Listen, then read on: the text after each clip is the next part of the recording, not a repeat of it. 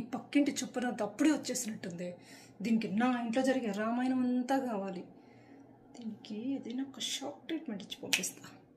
రా చెప్తా. నువ్వా వదినా?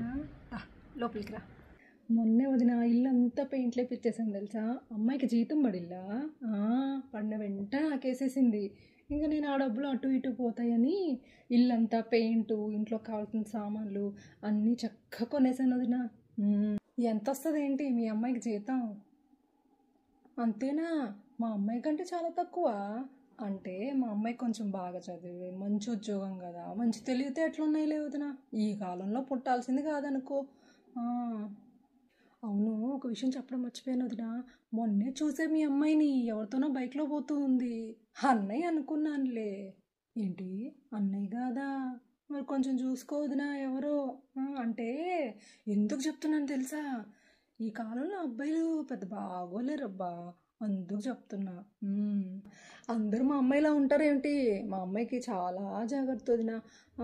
ఇంకో విషయం, స్లీవ్లెస్ కూడా వేసుకొని మాక. అస్సలు వద్దు ఆఫీస్కి. అమ్మో ఇంకేమన్నా ఉందా? నీ మంచి కోసం చెప్తున్నాను వదినా, అర్థం చేసుకో. అబ్బే అప్పుడే పెళ్ళేంటి, చిన్న పిల్ల అయిపోయా. పైగా మొన్నేదో ఆస్ట్రేలియా ప్రాజెక్ట్ వచ్చిందంట ఆఫీస్లో. ఇంకా ఆ పనుల్లో బిజీగా ఉంది. ఇంకా అక్కడికి వెళ్ళాలి. కనీసం ఒక 2 సంవత్సరాలన్నా ఉద్యోగం చేయొద్దా వదినా? ఆడపిల్లలంటే మన కాళ్ళ మీద వాళ్ళ కాళ్ళ మీద వాళ్ళు నిలబడుకోవాలి. కాబట్టి ఆ నుంచి వచ్చాక అప్పుడు చూద్దాంలే. అప్పుడైతే ఏదైనా మంచి సంబంధం వస్తుంది, అప్పుడు చేసేస్తాం. నాకు తెలిసిన ఒక మంచి పంతులు ఉన్నాడు వదినా. మంచి మంచి సంబంధాలు తెస్తాడు. మా ఆడపిల్లలు మన చేతిలోంచి జారిపోయే లోపే పెళ్లి చేసేయాలా. నేను చెప్తా, నీకెందుకు నెంబర్ పంపిస్తా, నీకు మెసేజ్ చేస్తా, నువ్వు ఫోన్ చెయ్యి. ఆ తర్వాత అంతా నేను చూసుకుంటా.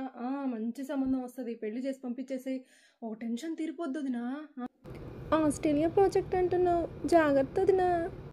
మా అమ్మాయి అలాంటిది కాదు వదినా. నేను గీసుడు గీటు దాటదుగా, నేను ఎంత చెప్తే అంతే. అది కార్ సౌండ్ వచ్చినట్టుంది. అన్నయ్య వచ్చినట్టున్నాడు. నువ్వు బయలుదేరలే.